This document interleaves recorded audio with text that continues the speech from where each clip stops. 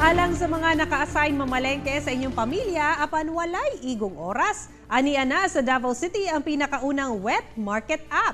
Ato kining sayron sa pagtutok ni Argel Relator live. Argel! Sara, worry no more na hilabi na ang working moms nga mamalengke. Sanglit in just few clicks sa ilahang phone, doon na pinamalengke nga maabot sa ilang balay. Wala na ba'y sulod ang imong refrigerator? Apan walay igong time aron mamalengke. Dili na ka mahasol sa pagpangita og time. Muadto sa palengke o supermarket. Sanglit in just few clicks sa imong phone.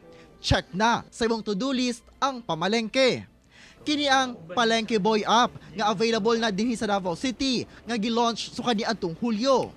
Sa maong app, makita ang mga palaliton nga anaa sa palengke nga sama sa nagadaiyang klase sa isda, karne, gulay ug prutas. Nakalatid sab ang minimum nga kadaghanon nga pwede nimong paliton og presyo niini. Human masand imong orders, dunay motawag nga staff aron sa pag-verify sa imong order. Ingon man instruction sa imong gipamalengke. Good morning, this is Jan of Palengke Boy. Ana sa 3 to 5 hours ang delivery time. Apan, pwede gihapon ka mag-advance order. 600 pesos ang minimum total purchase sa downtown area, samtang 1,200 pesos gawa sa downtown, plus 8 pesos nga delivery fee. Ang utok sa maong app, mao si Hans Elman Concepcion, nga negosyo sa iya pamilya, ug duha ka IT developer nga nahimong business partners.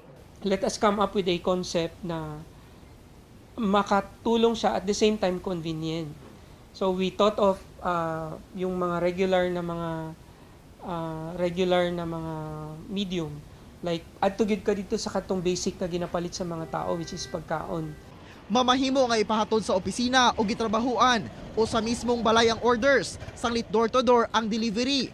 Cash on delivery o bank transfer ang mode of payment. Nagpasalamat sila kay di na sila maadtog palengke.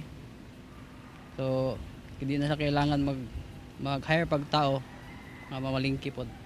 Pero sa imuhang case, mas okay lang maghatod kab siyon sa kalayo. Okay lang man. Doon na matud pa Palengke Boy customers nga naa sa mga lugar nga gawa sa Davao City nga naga-order para sila mga kabanay sa syudad. Ang presyo namin pag sa bangkerohan nasa average. Pag pumunta ka sa maliliit na palengke, actually mas mababa pa kami. Ginasiguro sa Palengke Boy nga gawa sa hassle-free delivery of goods, fresh sab ang mga pinamalengke.